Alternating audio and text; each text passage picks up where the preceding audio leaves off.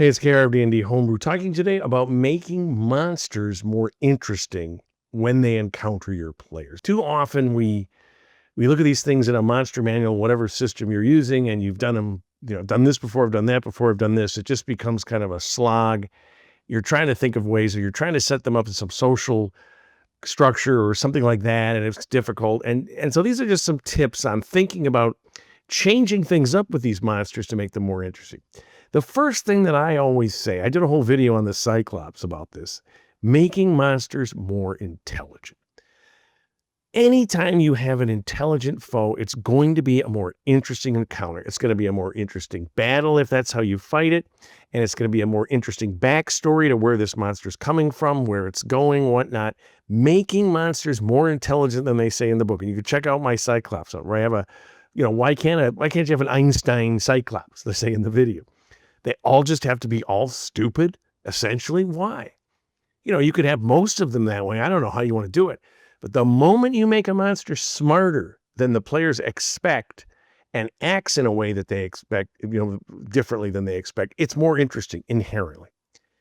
And by extension, when they're smarter, then they have not just tactics to fight things, they have goals, motivations. They're trying to do things in the world as opposed to just find things to kill and eat.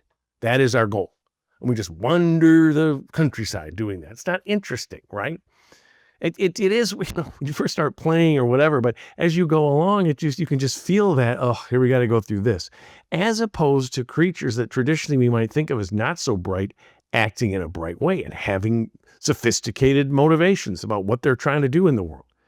It's interesting. And along those lines of motivations, they have a cultural identity. They have a connection to the landscape around them based upon their community of creatures, right?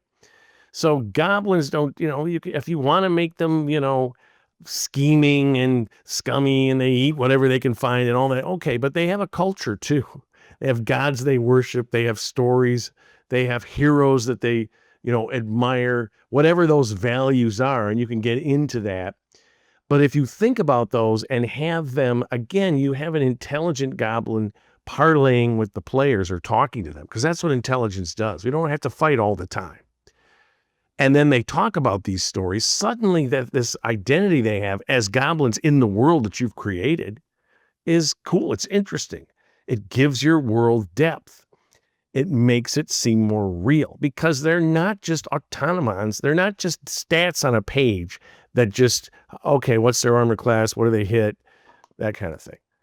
They're actually supposed to be alive in your world, having families. And, I don't want to get you don't necessarily want to get too far into that. You know how it is when the classic story of the soldier that he kills his enemy and then finds his little wallet with a picture of his wife and child. It's not fun, right? So personalizing them to a certain extent can lead to other things. But the point is you're trying to make them themselves more interesting to encounter. That if they decide to fight you, if they say, we're going to kill you as a player, all bets are off. I got to stay alive. So I'm not going to worry about that you have a family or whatever. Now, one of the things about smart is if you have you make a lion smart, like the Lion King, right? And it can talk and it's sentient, some magical thing, whatever. It's still in the world as a lion. It sort of becomes like, well, how does that lion operate with all the other lions that can't talk, that are just animals? So you do have to think it becomes something else than just a lion, especially if it got sentience through some magic thing. So again, animals typically are those encounters that you have early on in a campaign when the players are not so high level. So again, you can make them smarter, but again, I like the things that are already sentient. I tend to, then I go into, okay, why do they all have to be dumb sort of thing? Another aspect of having things smarter is now they can make alliances, they can have rivalries, they can be working for someone else in such a way that they do things they were told, do this and this. If you run into these, just ignore them or just, tell them we're not interested in you. Or they show behaviors that are different than the players might expect because they have, as I said, they're working for someone, they have an alliance with someone, or they have a rivalry in which if the players, the enemy of my enemy is my friend.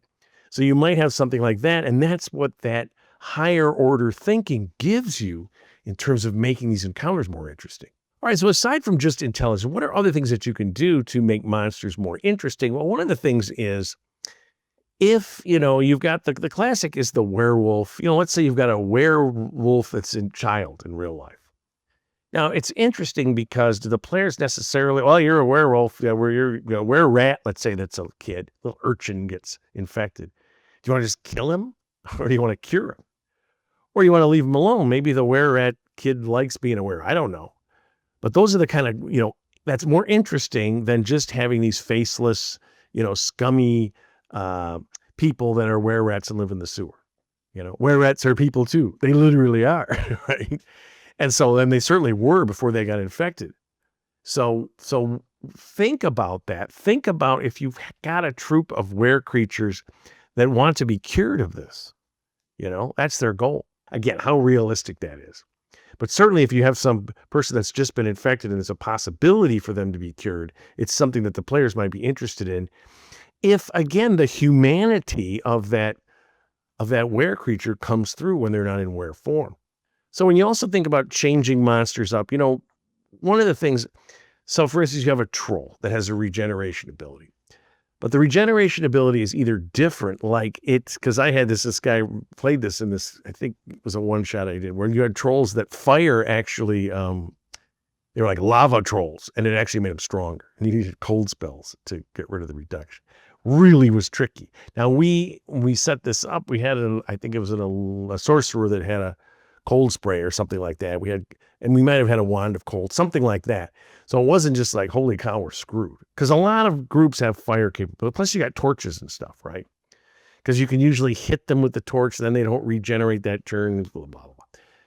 So another one, I think this, if these trolls, they're regenerating like ogres or something because they had this fungus on them that allowed them to regenerate.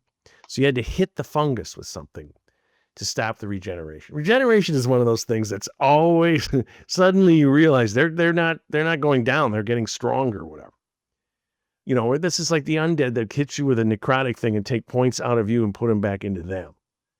Those are the kind of abilities when you change things up. Now, this is an ability, this is for just, having combat or whatever, making combat more interesting with these monsters. They're not necessarily going to parlay with you. Trolls traditionally, however smart they are, I guess you could have trolls that were friendly. Anything's possible. But they're kind of presented as creatures that are nasty and I think they have insatiable hunger or something, right? So in that instance, the trolls, their regeneration, you're changing that slightly so that the players have to figure that out. Now, whether it's more interesting to them might be another question. Or another creature that has a regeneration ability, some kind of physiological change that's different. And there's many, the blood is acid. So when you hit this thing, every time you get some splash damage from the acid blood, like the alien predator thing. I wouldn't make it that powerful, but you see where I'm getting at. And along those lines, when you tie a creature into its environment such that there are environmental hazards or whatever, so they clean like a roper. A roper lives in a cage, and they're cool monsters. And it's a classic, right? It's on the front cover of the original monster manual. But the roper uses the environmental things. It takes you and puts you, the stalactites fall, it has something, or it sends you over to a pit, wants you to go down in the pit and be crushed. All sorts of other things. It's working with its environment. It lives there. And this is in general, creatures that live in this lair know it inside and out. And they should be able, the goblins or whatever have pits that they have that trap people. They have rock slides that can appear. Thinking about that and thinking about, the players think, well, these goblins aren't going to be any trouble because we're, let's say, 5th level, 6th level. We're going to go in there, we're just going to wipe them out. And they go in and there's some back thing, they come out and they do a rock slide and suddenly the cavern is closed off. The players have no means of escape. There is another escape, but they don't know where it is. Suddenly that goblin battle is a lot different. And the goblins have some kind of area up top where they can shoot down on you, or they can pour, burning oil, whatever it is. It's their environment. They know it. Just like the roper knows the cave complex it lives in. Let that environment, there's this thing where they had these vines that were like creeping vines, and these, I think it was kobolds or something, drove the players towards where these vines were, and they would surround and attack them.